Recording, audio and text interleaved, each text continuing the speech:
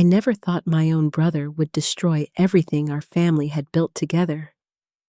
But here I was, staring at bank statements that made my stomach drop to the floor. Our family's hardware store had been losing money for months, and David had been pointing his finger straight at me, claiming I was mismanaging the books. But these numbers told a completely different story. This story will shock you, so make sure to like and subscribe for more. Drop a comment with your city name. My name is Margaret Mason. I'm 63 years old, and for the past 15 years, I've been running Mason Hardware alongside my younger brother, David Mason. He's 58, charming as ever, and has always been the face of our business while I handled the financial side. Our customers love him, and honestly, so did I. Until today. I was sitting in my small office behind the store counter when my daughter Jennifer Mason walked in with her usual afternoon coffee for both of us. At 34, Jenny had inherited my practical nature and worked part-time helping with inventory. She took one look at my face and immediately knew something was terribly wrong. "Mom, you look like you've seen a ghost," she said, setting down the steaming cups and pulling up the old wooden chair beside my desk. "What's going on?" I turned my computer screen toward her, pointing at the spreadsheet that had been keeping me up nights. "Look at these discrepancies, Jenny. We've been missing nearly $3,000 a month for the past 6 months, but the inventory counts don't match up with what should be missing." Jenny leaned forward, her dark eyes scanning the numbers with the same attention to detail I taught her years ago. "That's $18,000, Mom. Where could it be going?" "That's exactly what I've been trying to figure out. Your Uncle David keeps insisting I'm making bookkeeping errors, but I've checked these numbers dozens of times. Something doesn't add up, and I'm starting to think." The front door chime interrupted my thoughts, and I heard David's booming voice greeting a customer. Jenny and I exchanged glances, and she lowered her voice to barely above a whisper. "You think Uncle David knows more than he's letting on?" Before I could answer, my longtime friend Rosa Patterson appeared in the doorway. At 61, Rosa had been my closest confidant since our kids were in elementary school together, and she had a sixth sense for when I needed support. She'd retired from her accounting job last year and occasionally helped me sort through particularly complicated financial documents. "I hope I'm not interrupting anything important," Rosa said, but her expression suggested she already knew this wasn't a social visit. "I was driving by and saw Jenny's car. Thought I'd stop in and see how you two were doing." "Actually, Rosa, your timing is perfect," I said, grateful to have another set of experienced eyes on the problem. "Remember those inconsistencies I mentioned last week? They're getting worse." Rosa pulled up another chair, and I walked both her and Jenny through everything I'd discovered. The missing cash deposits, the inventory that seemed to walk out the door without corresponding sales, and most troubling of all, the customer payments that were recorded in our system but never made it to the bank. "Margaret, this is serious," Rosa said, her voice heavy with concern. "These aren't bookkeeping errors. This looks like systematic theft." Jenny's face had gone pale. "But who would have access to do something like this? It's just you and Uncle David who handle the money." That was the question I'd been dreading to face. David had keys to everything, access to all our accounts, and the trust of every customer who walked through our doors. He'd been the one pushing hardest for me to fix my mistakes, and even suggested maybe I was getting too old to handle the financial responsibilities properly. "I don't want to believe it," I whispered, feeling tears prick at my eyes. "He's my brother. We built this business together after Dad died. But Rosa, look at this pattern." I pulled up another screen showing the dates of the missing deposits. Every single discrepancy occurred on days when David had closed the store alone or handled the weekend deposits by himself. The evidence was circumstantial, but it painted a picture I couldn't ignore. Rosa leaned back in her chair, her expression grave. "Margaret, you need to be very careful how you handle this. If David really has been taking money and blaming you, confronting him directly could make things much worse. But I can't just sit here and let him destroy our family's reputation," I said, my voice breaking slightly. "Some of our suppliers are already asking questions about late payments, and if this continues, we'll lose everything Dad worked so hard to build." Jenny reached over and squeezed my hand. "Mom, we'll figure this out together, but Rosa's right. We need to be smart about this." Through the thin office walls, I could hear David laughing with customers, probably telling one of his famous stories about the early days of the store. The sound that used to bring me comfort now made my chest tighten with anxiety. How long had he been deceiving me? How long had I been the convenient scapegoat for his crimes? "I think I need to start documenting everything," I said, my voice growing stronger with resolve. "Every transaction, every deposit, every time he's alone with the register. If he's really been stealing from us, I need proof." Rosa nodded approvingly. "That's exactly what you should do. And Margaret, don't let him know you suspect anything yet. Keep acting normal until we have enough evidence to confront him properly." As I sat there surrounded by the two people I trusted most in the world, I realized my entire relationship with my brother was about to change forever. The David I thought I knew, the partner I'd trusted with our family legacy, might be nothing more than an elaborate lie. The trap I'd missed finally sprang shut. The next morning, I arrived at the store early with a knot in my stomach and a small notebook tucked into my purse. Rosa had suggested I start fresh with detailed documentation, but the thought of spying on my own brother made me feel sick. David was already there, humming as he organized the front display. The same cheerful demeanor he'd had for 30 years, the same easy smile that customers loved. Looking at him now, I searched his face for signs of deception, but saw only the brother who had held my hand at Dad's funeral and promised we'd keep the family business thriving together.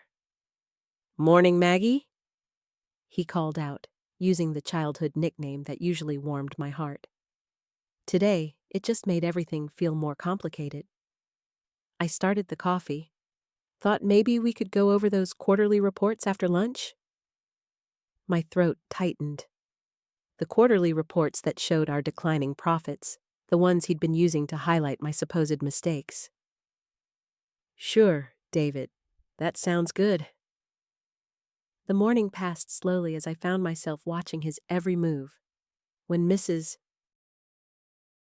Patterson paid for her groceries with cash, I noted the time and amount. When David handled the register alone while I helped customers in the back, I made mental notes of who came and went. The weight of suspicion felt heavier with each passing hour. Around noon, Jenny stopped by during her lunch break from the dental office where she worked. She caught my eye immediately, and I could tell she was thinking about our conversation with Rosa. "How are you holding up, Mom?" she asked quietly when David stepped outside to bring in the sidewalk signs. "It's harder than I thought," I admitted, checking to make sure David was still outside. "Every time he smiles at me or calls me Maggie, I feel like I'm betraying him. But then I remember all those nights I stayed awake worrying about money, wondering what I was doing wrong." Jenny glanced toward the window where we could see David waving to a neighbor.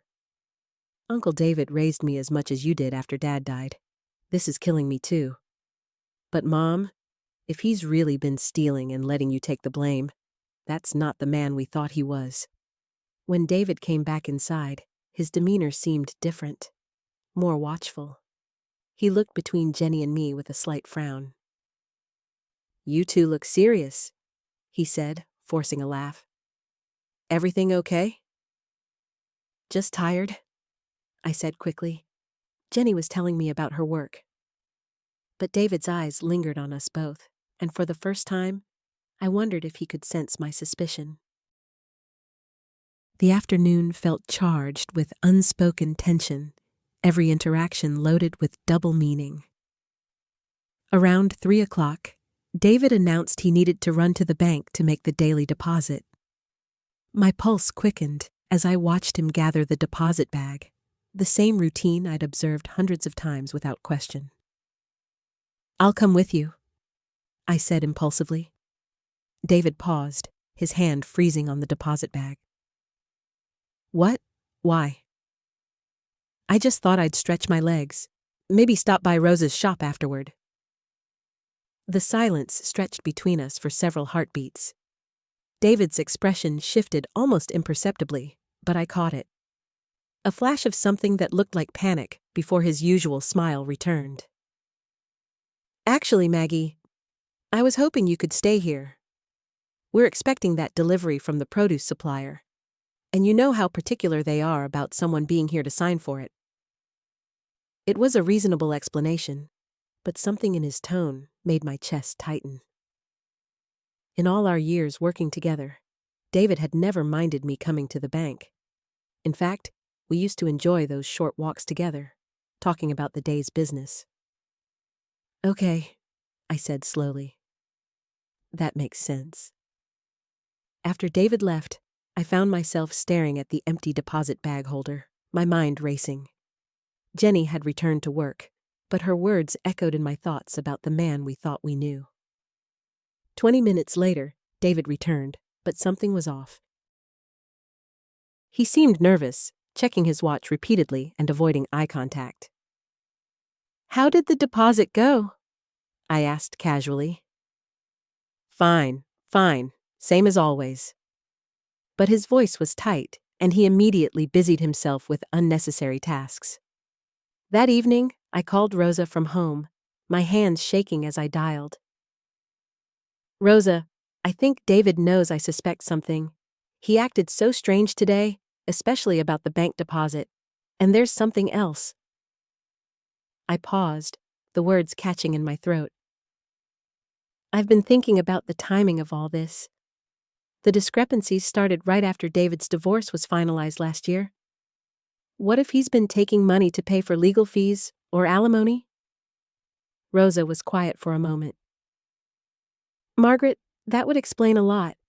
But it also means he's been lying to you for months, watching you blame yourself while he knew exactly what was happening to that money." The reality hit me like a physical blow. Not only had David potentially been stealing from our family business, but he'd been manipulating me, making me question my own competence while he covered his tracks. "I don't know how to face him tomorrow," I whispered. "You have to act normal for now," Rosa said gently. "But Margaret, I think it's time we set a trap. If David really is taking money, we need to catch him in the act. Because what I'm about to suggest might be the only way to get the truth." The next morning arrived gray and drizzling, matching the storm clouds that had been gathering in my chest all night. I'd barely slept, Rosa's words replaying endlessly. "We need to set a trap." The phrase made my stomach churn as I unlocked the market's front door, the familiar bell seeming more ominous than welcoming.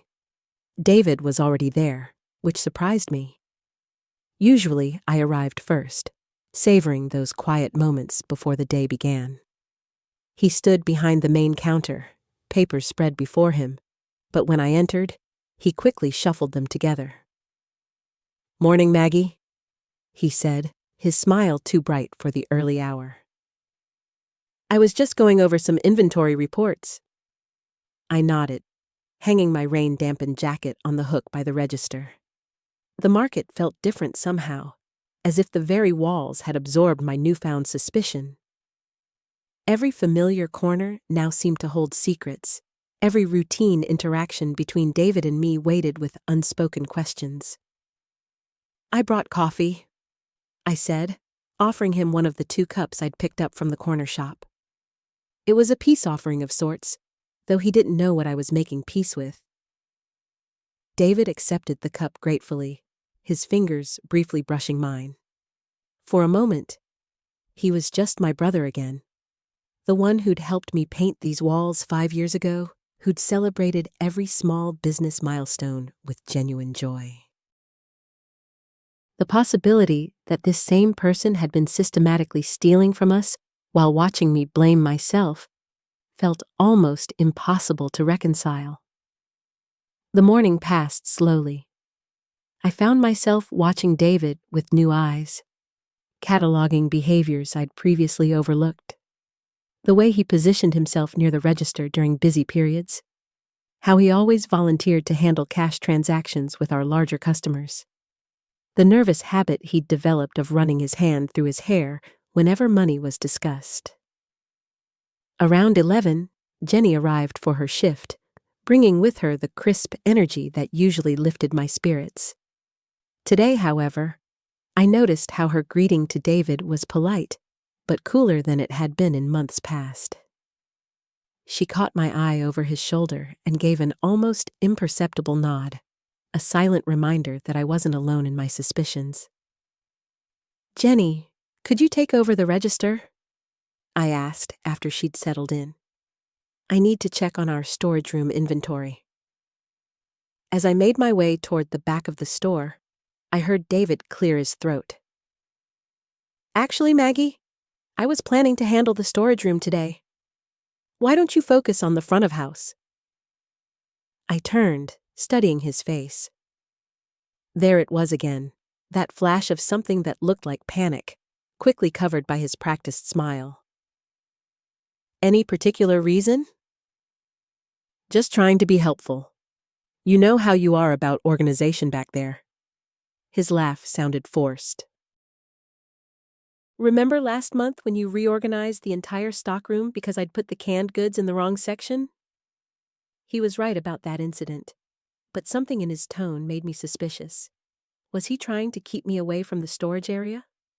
I thought about the small safe we kept back there, where we stored extra cash during busy periods and kept our backup records. "You're sweet to offer," I said carefully.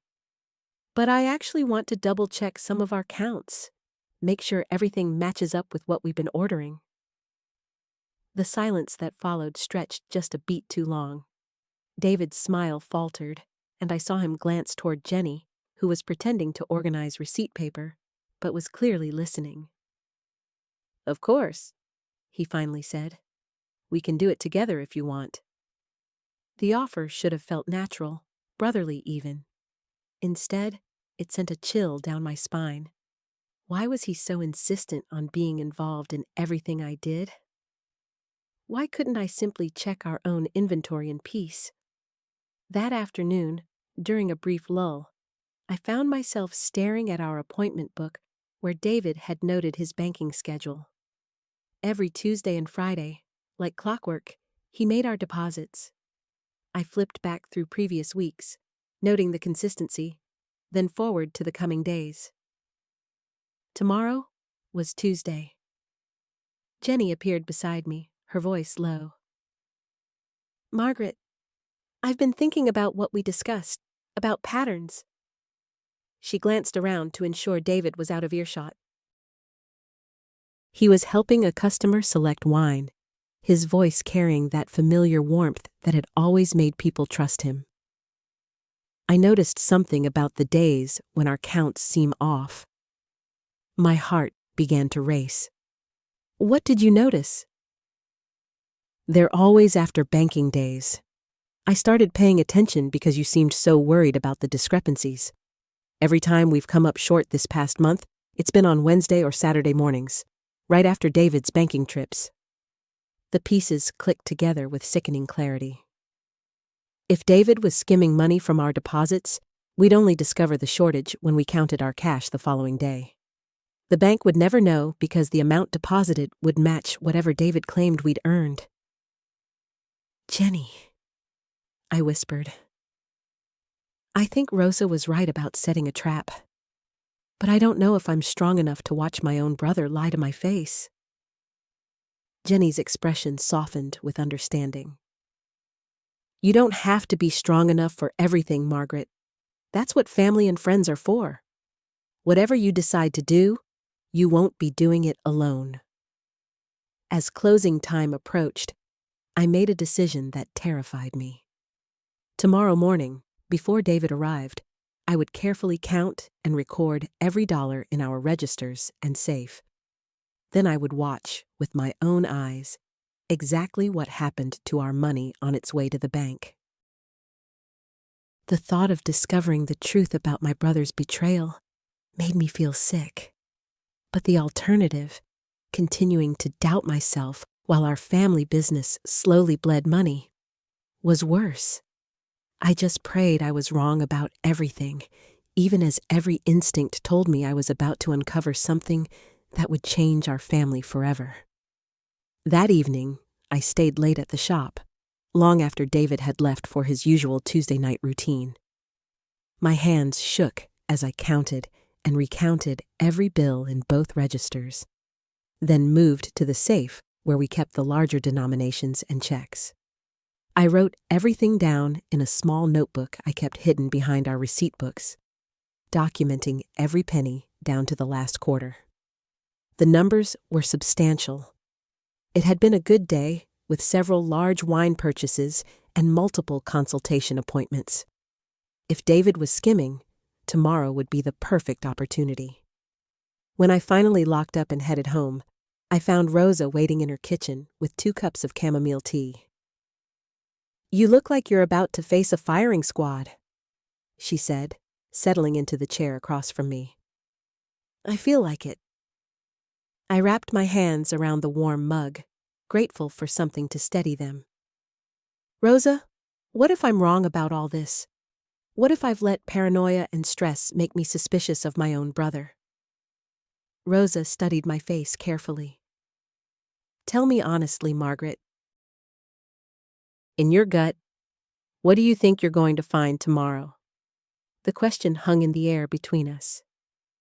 I wanted to say I expected to find nothing, that David would prove himself innocent, and we could laugh about my ridiculous suspicions later. But the words wouldn't come.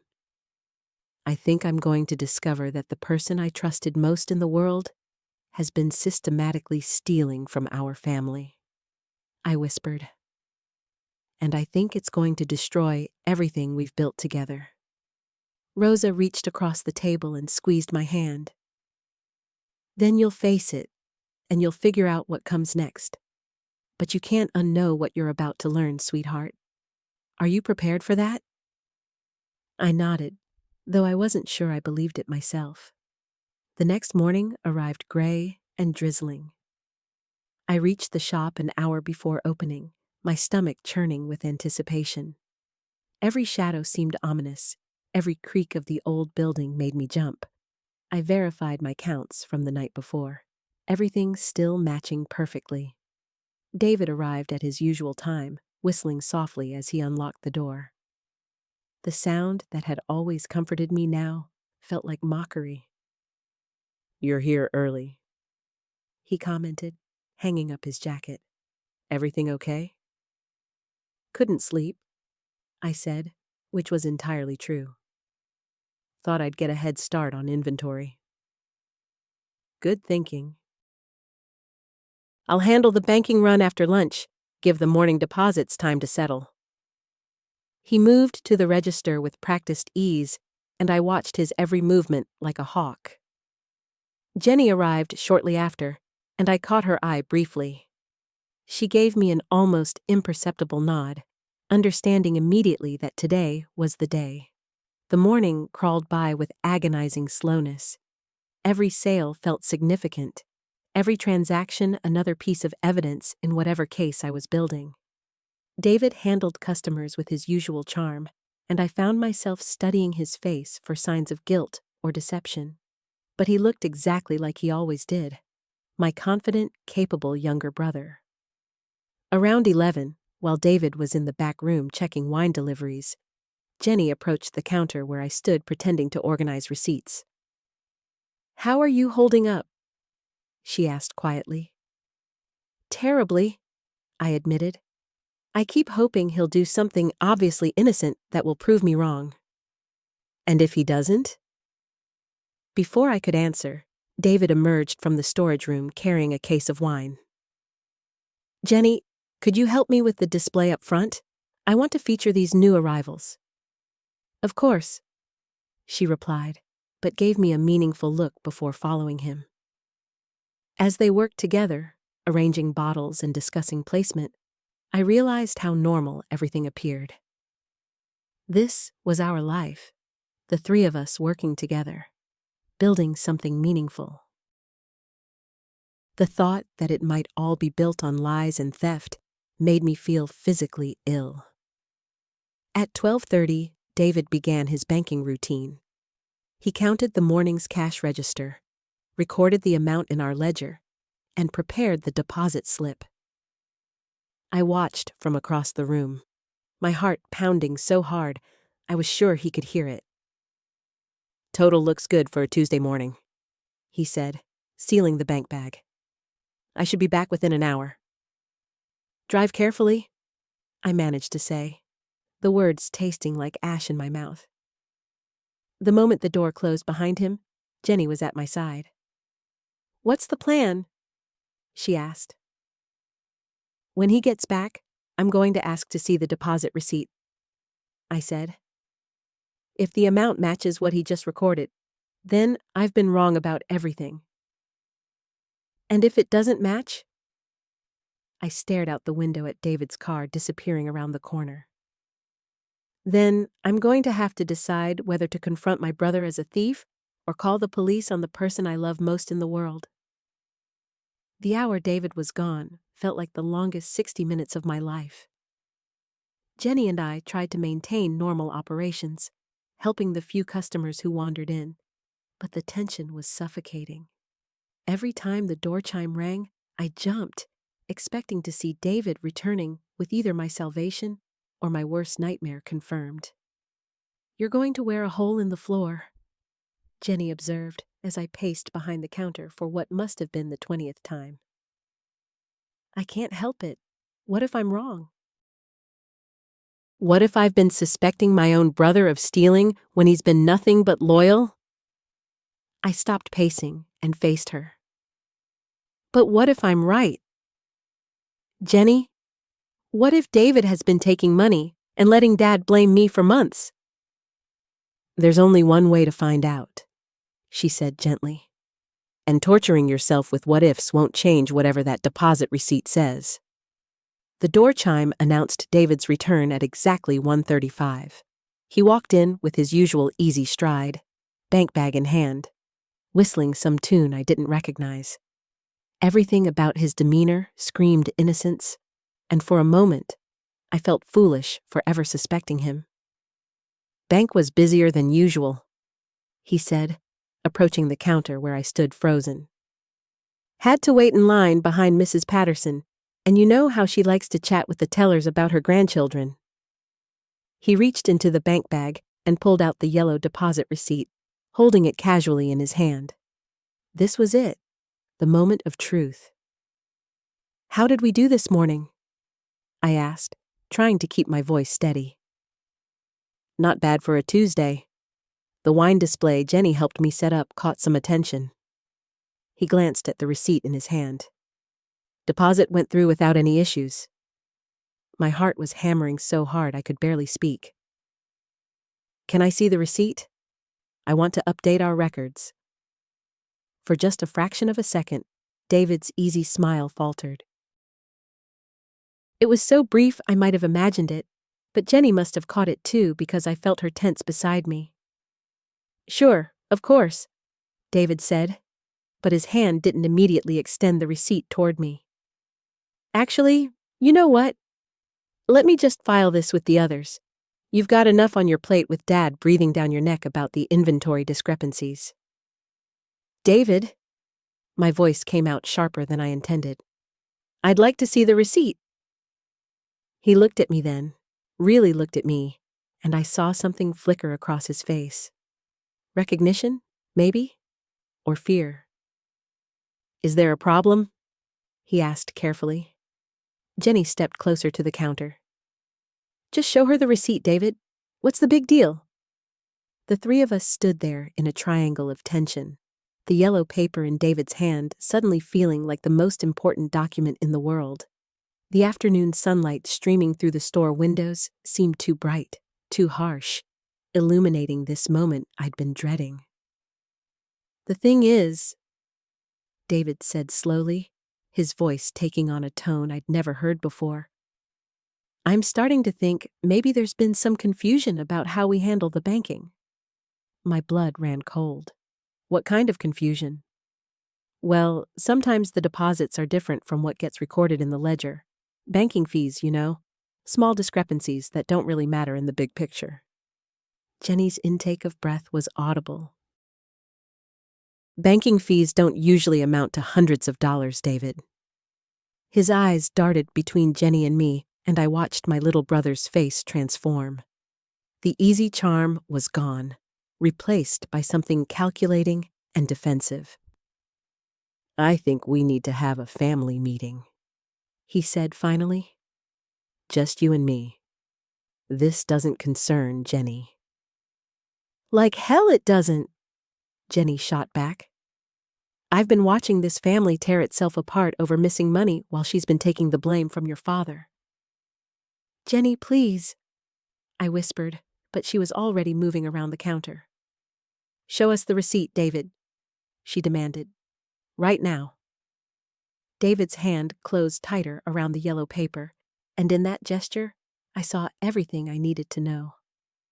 My brother, my partner, my father's golden child, had been stealing from us, and he'd been letting Dad blame me for it. "David," I said quietly, "what have you done?" He looked at me with eyes I suddenly didn't recognize, and when he spoke, his voice carried a coldness that made me shiver. "I've done what I had to do to survive in this family. The real question is, what are you going to do about it?"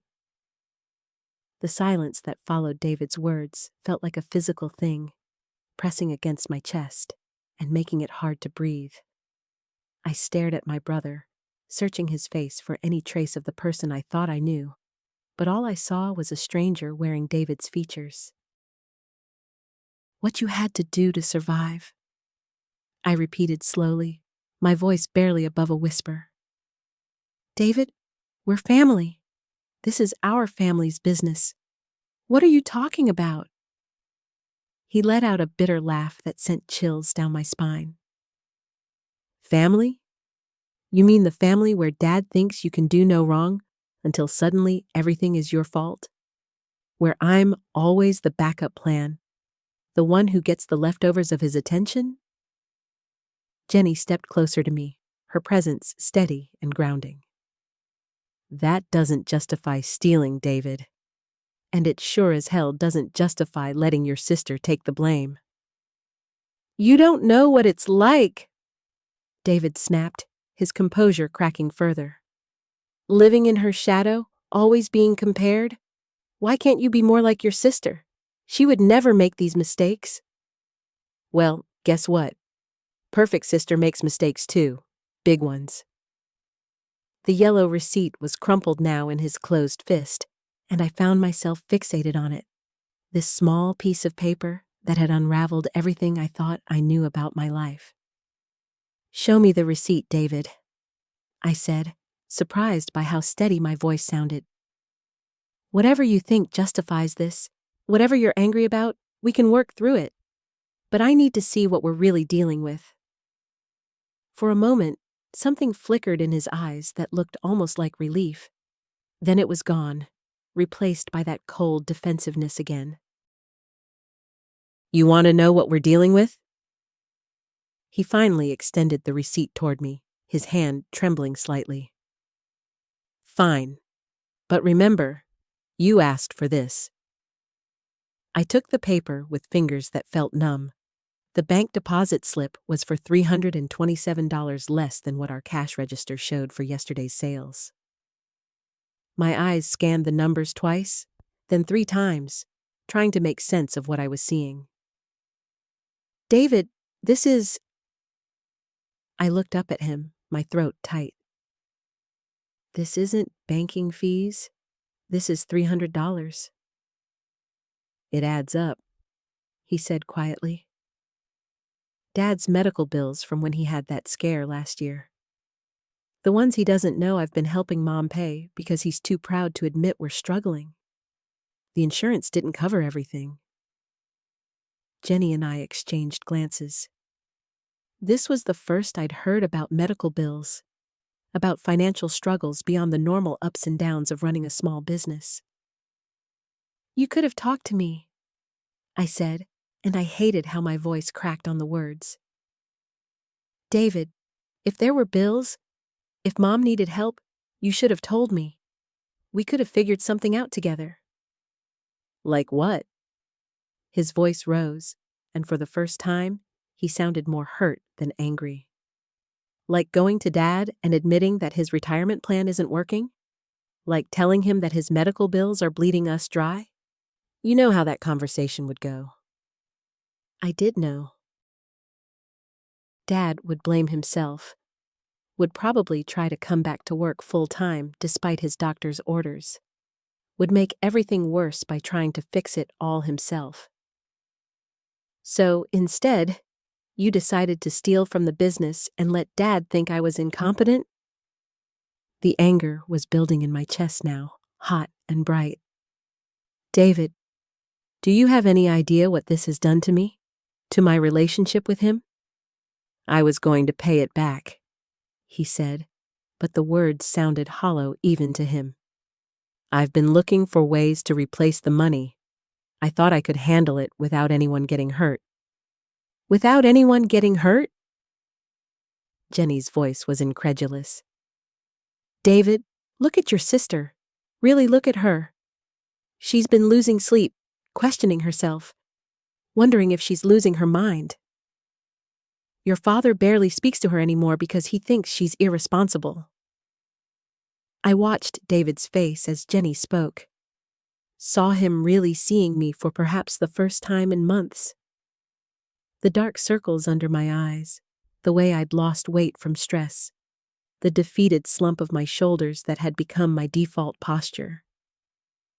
I didn't mean, he started, then stopped. I thought I could fix it before it got this bad. How long? I asked. How long has this been going on? The question hung in the air between us. David's shoulders sagged as if the weight of carrying this secret had finally become too much. 4 months, he whispered. Maybe 5. 5 months. 5 months of taking money that didn't belong to him. 5 months of watching me struggle under Dad's disappointment and criticism. 5 months of sitting in family dinners while Dad lectured me about responsibility and attention to detail. Oh my God, I breathed. The inventory discrepancies Dad's been blaming me for. Those weren't mistakes in counting, were they? You've been taking cash and adjusting the books to make it look like inventory shrinkage. David's silence was answer enough. Jenny moved to stand directly in front of him. Do you understand what you've done to this family? The trust you've broken? I know, he said, and for the first time, his voice broke completely. I know what I've done, but I don't know how to undo it. The money's gone. Mom's bills are paid, but the money's gone, and I don't know how to tell Dad that his son is a thief. The raw pain in his voice should have made me feel sorry for him, but all I could think about was Dad's disappointed face, the way he'd stopped asking for my input on business decisions, the way he'd started double-checking everything I did. You're going to have to tell him, I said. We're going to have to tell him together.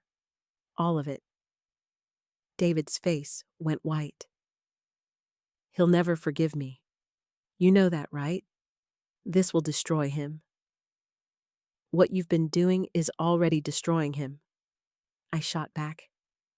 It's destroying all of us. At least the truth gives us somewhere to start rebuilding. The afternoon sun had shifted, and the harsh light from earlier had softened into something gentler. But the atmosphere in the store remained tense and brittle. I could hear the old buildings settling around us, the familiar creaks and sighs that usually comforted me but now sounded ominous. "How much?" Jenny asked quietly. "In total, how much are we talking about?" David closed his eyes. "Around $4,000, maybe a little more." The number hit me like a physical blow. $4,000. No wonder the books had been impossible to balance. No wonder Dad thought I was losing my grip on basic business management. "Jesus, David," I whispered. "I kept telling myself it was temporary," he said, opening his eyes to look at me with an expression of pure misery. "I kept thinking I'd find a way to pay it back before anyone noticed. But then Dad started getting suspicious, and instead of coming clean, I let him think it was you." "You didn't just let him think it," Jenny said sharply. "You actively encouraged it. I've watched you sit there while he criticized her, never once speaking up to defend her or suggest there might be another explanation." David flinched as if she'd slapped him. I know I'm a coward. I know I'm a terrible brother. But if you tell him now, maybe we can save this family," I interrupted. "If you keep hiding it, if you keep letting him blame me, then we're all lost."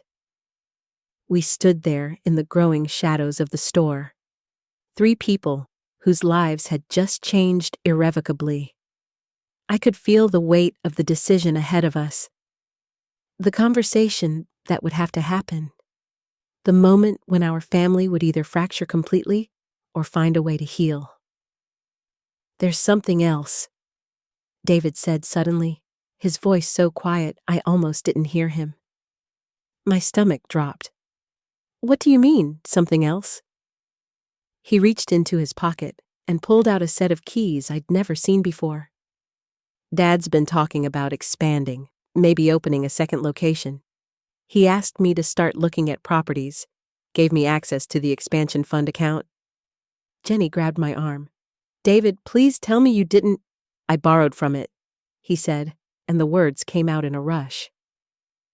"Just once, just $500, because Mom had another bill, and I thought I could replace it before Dad checked the account. But he's meeting with the banker tomorrow to discuss the expansion loan." The room seemed to tilt around me. Tomorrow, Dad would discover the missing money from the expansion fund tomorrow, and there would be no way to explain it away, no way to hide what David had done. "We have to tell him tonight," I said, my voice sounding strange and distant to my own ears. "Before he goes to the bank? Before he finds out from someone else?" David nodded miserably. "I know. I don't know how to start that conversation. How do you tell your father you've stolen from him? How do you admit you've destroyed everything he's worked for?" The questions hung in the air as the 3 of us stood there, bound together by this terrible secret that was about to tear my family apart. Outside, I could hear the normal sounds of the neighborhood, people going about their ordinary lives, unaware that inside this small store, everything was about to change.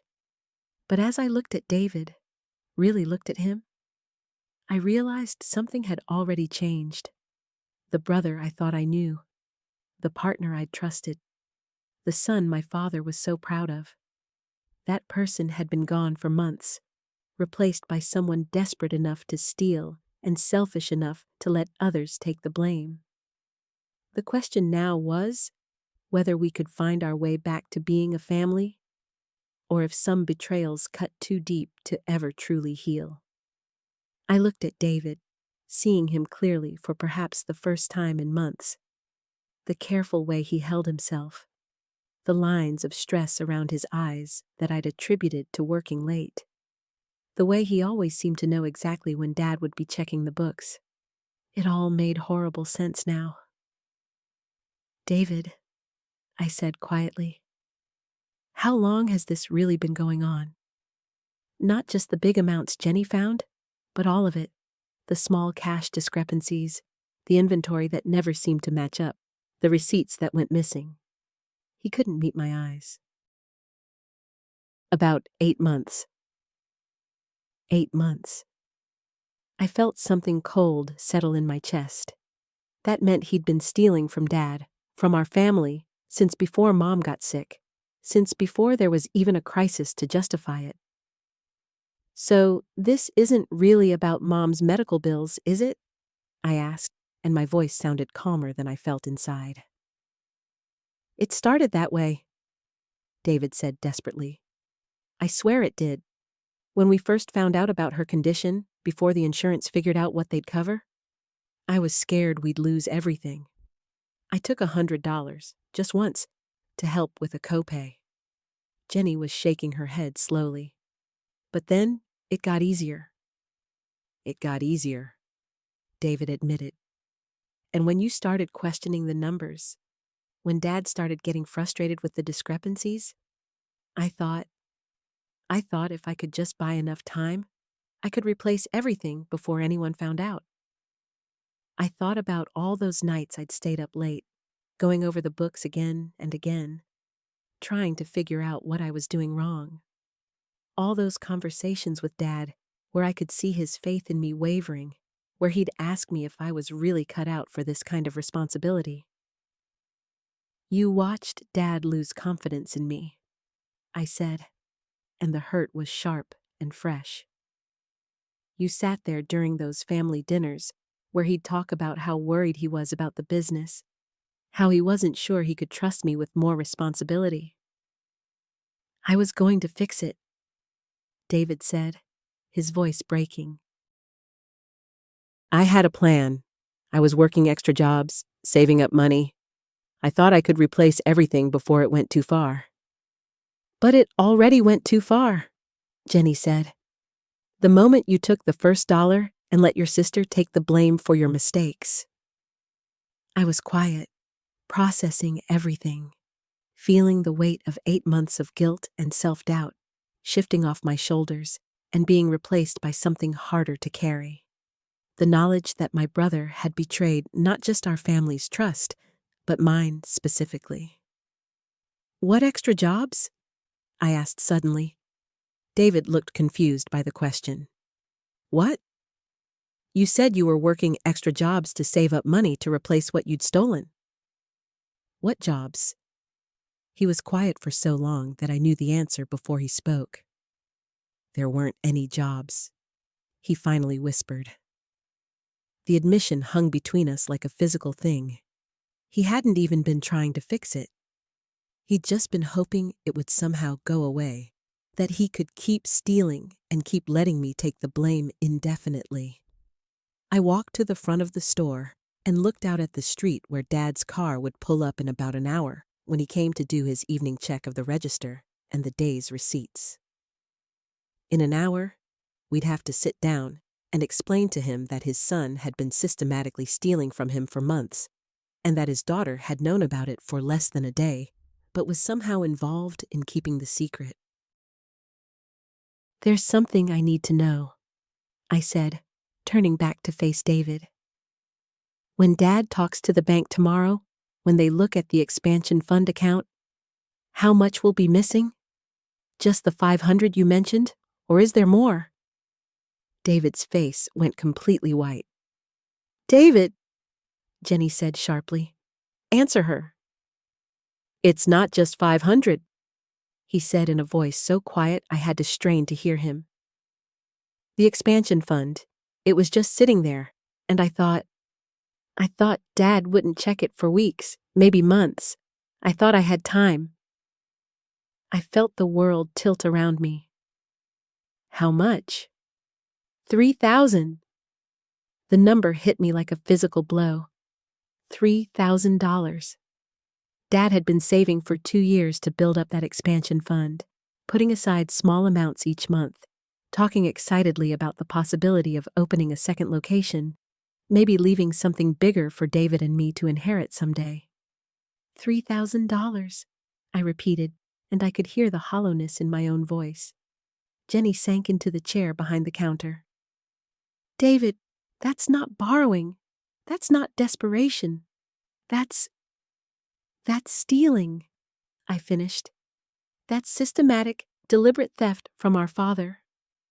And tomorrow, when Dad walked into that bank with his expansion dreams and his carefully prepared loan application, he was going to discover that his son had stolen his future.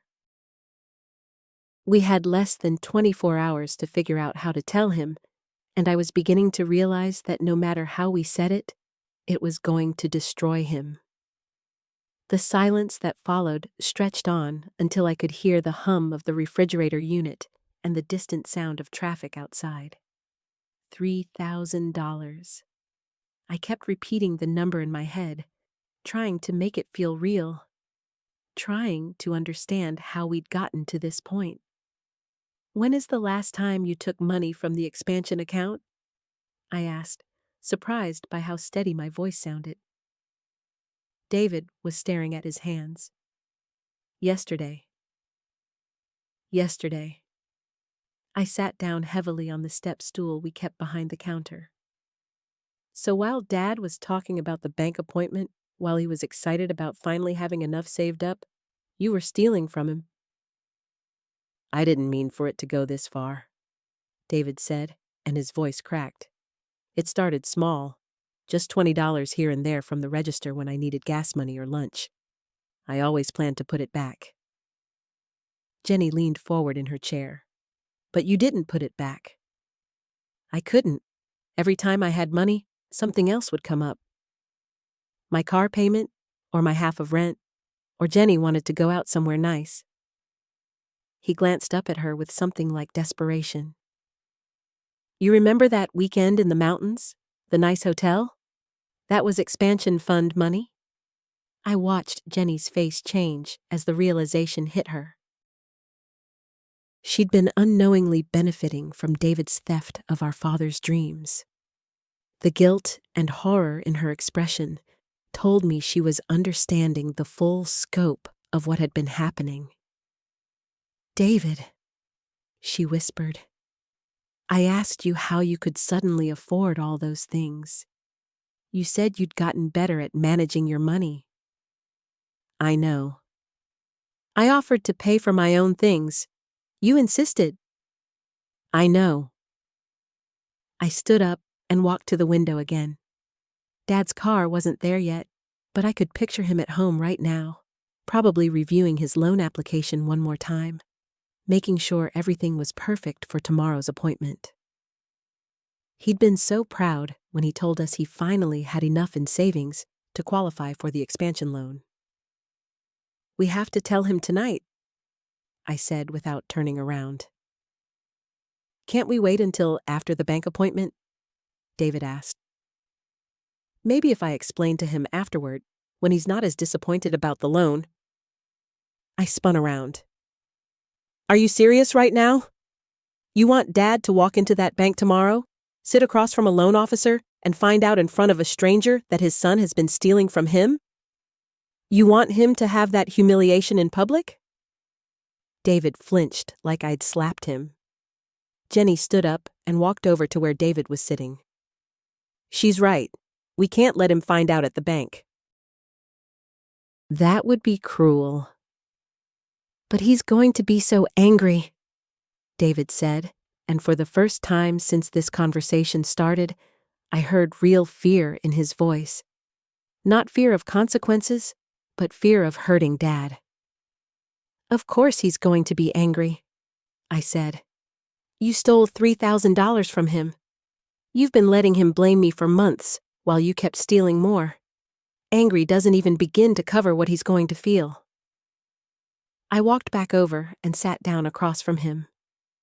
But David, think about who Dad is. Think about what's going to hurt him more. The money or the lying? The theft or the fact that you let him doubt me? The loss of the expansion fund or discovering it in front of a bank employee who'll look at him with pity? David was crying now, not the dramatic sobbing from earlier, but quiet tears that he didn't bother to wipe away. Jenny sat down next to him and took his hand. "We'll figure out how to tell him together. But we're telling him tonight before he goes to the bank tomorrow." "What if he calls the police?" David asked. The question hung in the air like smoke. I hadn't even considered that possibility, but now that David had said it out loud, I realized it was a real concern. $3,000 wasn't petty theft. It was a felony. "He won't," I said, though I wasn't entirely sure. "He's your father." But even as I said it, I wondered what I would do in Dad's position. If someone had stolen $3,000 from me, let me blame someone else for months, and destroyed my business plans, would blood relation be enough to stop me from involving the law? The bell above the door chimed, and we all froze. Through the window, I could see Dad's familiar silhouette approaching the counter. He was early. My heart hammered against my ribs as Dad's footsteps approached the counter. I could feel David go rigid beside me, and Jenny's sharp intake of breath cut through the silence. We had run out of time. "Hey there," Dad called out cheerfully as he pushed through the door. "Thought I'd swing by before heading home. Can't sleep anyway. Too excited about tomorrow." His smile was so genuine, so hopeful, that I felt something twist painfully in my chest. David shot me a desperate look, his face pale as paper.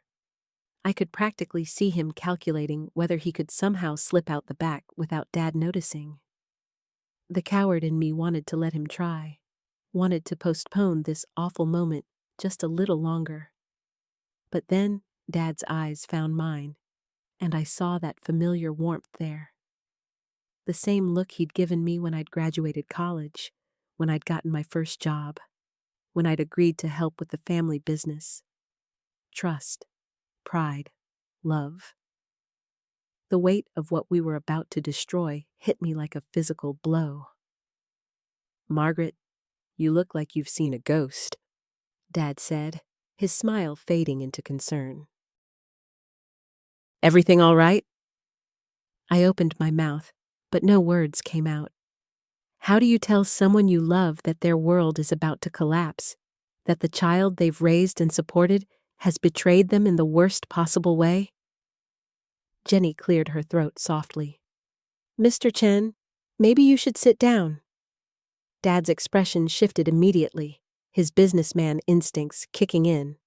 I watched him take in the scene properly for the first time. David's tear-stained face, Jenny's tense posture, my obvious distress. The accounting books spread across the table like evidence at a crime scene. "What's going on here?" His voice was quieter now, cautious. I found myself studying Dad's face, memorizing this moment before everything changed. He looked older than his 62 years tonight, worn down by months of stress over the missing money. The money his own son had taken while watching him suffer. The anger I'd been holding back suddenly flared white-hot. Not just at David, but at myself for hesitating, for wanting to protect the person who'd caused all this pain. "Dad," I said, my voice steadier than I felt. "We need to talk about the missing money." Something flickered across his features. Fear, maybe, or resignation. "Did you find another discrepancy?" The question hit me like a slap. Even now, even with David sitting right there obviously distraught, Dad's first assumption was that I had made another mistake. Months of doubt had trained him to think of me as the problem. "No," I said quietly. "I found out what really happened to it." Dad's eyes swept the table again, taking in the evidence we'd assembled. Bank statements, receipt copies, David's handwriting on withdrawal slips. When his gaze landed on David, I saw the exact moment understanding began to dawn. "David?" The word came out as barely a whisper. My brother finally looked up, meeting Dad's eyes for the first time since he'd walked in. The silence stretched between them, heavy with years of trust and love and disappointment. "I'm sorry," David said, and his voice broke on the words. "Dad, I'm so sorry." I watched Dad's face crumble, watched him age 10 years in 10 seconds. His hand gripped the back of a chair so hard his knuckles went white. "How much?" he asked. 3,000, I answered when David couldn't seem to find his voice. Dad closed his eyes and stood very still for a long moment. When he opened them again, they were bright with unshed tears. "The expansion loan," he said, not really a question.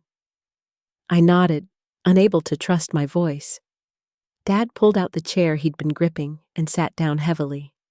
For several minutes, nobody spoke. I could hear the hum of the fluorescent lights, the distant sound of traffic outside, the ticking of the clock on the wall. "How long?" Dad finally asked. "Since October," David whispered. Another silence. I found myself holding my breath, waiting for the explosion of anger that had to be coming. But Dad just sat there staring at his hands. "You let me blame Margaret," he said eventually, and there was something in his voice I'd never heard before. Not anger, exactly. Something deeper and more devastating. "I know," David said. "I know, and I hated myself for it. But I thought I could put it back before anyone noticed, and then it just got worse and worse, and I didn't know how to stop. You watched me doubt my own daughter." Dad's voice was getting quieter, not louder, which somehow made it more terrible. "You sat at my dinner table while I worried about her performance, while I questioned whether she was capable of handling responsibility." The words hit me like physical blows. I hadn't realized how deeply Dad's doubts had cut until I heard him acknowledge them out loud. "I was going to tell you," David said desperately. "After the bank meeting tomorrow, I was going to confess everything and find a way to pay it back." Dad looked up sharply. "You were going to let me walk into that bank knowing the money wasn't there?" "No, I thought maybe if I explained afterward." "You thought what? That I should humiliate myself in front of the loan officer? That I should find out my son is a thief while sitting across from a stranger?" The word thief hung in the air like a curse. David flinched as if Dad had hit him. I felt tears starting to burn behind my eyes as the full scope of the damage became clear. It wasn't just about the money anymore, or even the lost business opportunity. David had poisoned something fundamental between us, had made Dad question his own judgment, his trust in his children. "What else?" Dad asked suddenly. "What do you mean?" David said. "I mean, what else have you lied about? What else don't I know?" The question seemed to break something open in David. "Nothing," he said, tears streaming down his face now. "Dad, I swear, nothing else. Just this. Just the money." But I could see Dad didn't believe him. How could he? If David had been capable of lying about this for months, watching our father suffer and doubt himself, what else might he be hiding? Dad turned to me then, and I saw something that made my heart clench. Guilt. "Margaret," he said, "I owe you an apology." "Dad, you don't—" "Yes, I do." He reached across the table and took my hand. "I doubted you. I questioned your competence, your attention to detail. I made you feel like you were failing when you were doing everything right." The tears I'd been holding back finally spilled over. "You couldn't have known. But I should have trusted you more. Should have looked harder for other explanations before assuming you were making mistakes." I squeezed his hand, unable to speak. Across the table, David was watching us with an expression of such profound loss that I almost felt sorry for him. Almost. Dad took a shaky breath and turned back to David. I need you to leave. What? I need you to leave the store. Now. I can't look at you right now. David's face went white. Dad, please, can't we? No. Dad's voice was firm. I need time to think. I need to figure out what comes next, but I can't do that with you here. David looked at me desperately, as if I might intervene. But I had nothing left to give him. He'd made his choices, and now he had to live with the consequences. Jenny stood up and gently touched David's shoulder. Come on, I'll drive you home. As they headed toward the door, David turned back one more time. Dad, I know I don't deserve it, but please don't give up on me. Dad didn't answer, didn't even look up. After they left, the silence felt different. Heavier somehow, but also cleaner. What are we going to do? I asked finally. Dad was quiet for so long, I thought he might not answer. When he finally spoke, his voice was steady, but tired. I honestly don't know, he said. But first, I need to call the bank and cancel tomorrow's appointment. He pulled out his phone, and I realized this was just the beginning. Tomorrow, we'd have to figure out how to move forward, how to rebuild trust, how to save the business, how to decide whether to forgive David or whether some betrayals were simply too deep to overcome.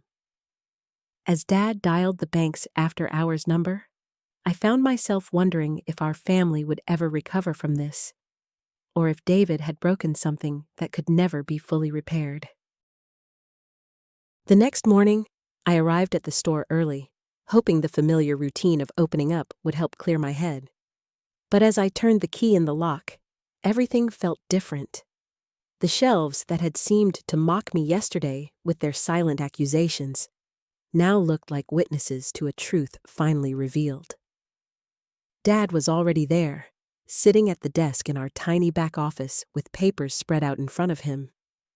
He looked like he'd aged 10 years overnight. Couldn't sleep either? I asked, setting down my coffee. He shook his head. I've been going through everything again. Every transaction, every deposit, every inventory count, trying to see how I missed it. I pulled up a chair beside him. Dad, you trusted your son. That's not something to feel guilty about. But the signs were there, weren't they? He pointed to a deposit slip from 3 months ago.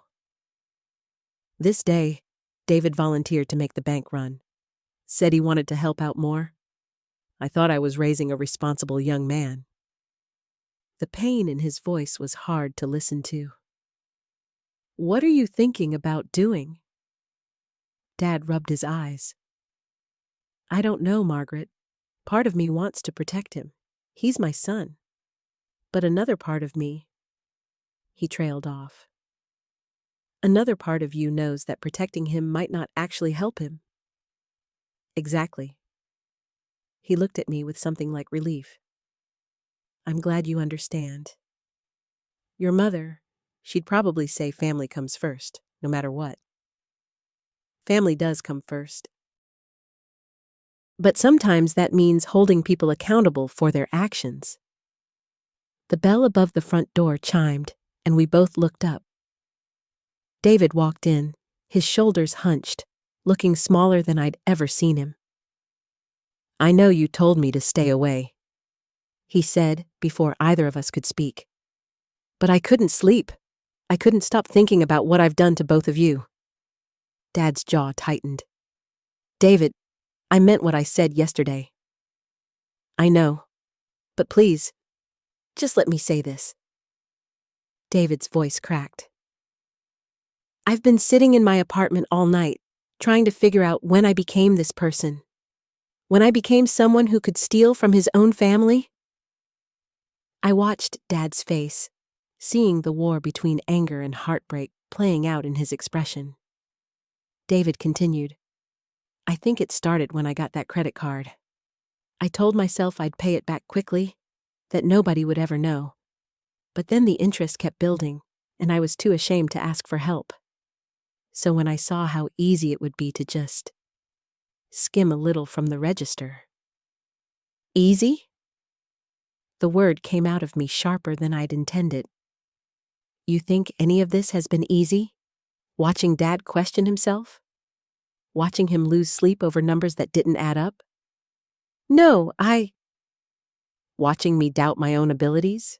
Wondering if I was losing my mind because I couldn't figure out where the money was going? David's face crumpled. I know how terrible it's been for both of you. And I know sorry doesn't fix anything. Dad finally spoke, his voice carefully controlled. How much, David? Total. $4,300. The number hung in the air between us. It wasn't enough to destroy the business, but it was enough to hurt, enough to cause real problems. Do you have any of it left? Dad asked. David shook his head miserably. Some went to the credit card payments, some to my rent when I got behind, some to... He stopped. To what? To trying to win it back. I thought if I could just get lucky at the casino, I could replace everything, and you'd never know. I felt something cold settle in my stomach. This was worse than I'd thought. Dad stood up abruptly and walked to the window, staring out at the street. David, you need help. Professional help. I know. And you need to pay back every penny. I will. I'll get a second job. I'll sell my car. Whatever it takes. Dad turned around. That's a start, but it's not enough. David looked up hopefully. What else? I'll do anything. You need to earn back our trust. And that's not something that happens overnight. I could see David struggling with something. Then finally he said, Does this mean you're not calling the police? The question seemed to surprise Dad. He was quiet for a long moment, then said, I don't know yet. I need to think about what's best for you, for the business, for our family. Dad, I understand if you have to. I deserve whatever consequences come. Yes, you do, I said. But that doesn't mean we want to see you destroyed. David looked at me with something like gratitude. I don't deserve your compassion. Maybe not, I admitted, but you're still my brother, and despite everything, I don't want to lose you. Dad came back to the desk and sat down heavily. Here's what's going to happen. You're going to start paying us back, $50 a week minimum. You're going to get help for the gambling, and you're going to work to rebuild what you've broken. Okay. But, Dad continued, his voice firm, you're not working in the store anymore. Not for a long time. Maybe not ever. I could see that hit David hard, but he nodded. I understand. And if you ever lie to me again about anything, we're done. Completely done. I won't, I promise. Dad looked at him for a long moment. Your promises don't mean much to me right now, David. You're going to have to prove it through your actions. As we sat there in the quiet store, surrounded by the business Dad had built with his own hands, I realized we were at a crossroads. The easy trust of before was gone, probably forever. But maybe, with time and effort and a lot of painful honesty, we could build something different. Something harder earned, but maybe ultimately stronger. The road back would be long, and there were no guarantees we'd all make it. But for the first time since this nightmare began, I felt like we might actually have a chance.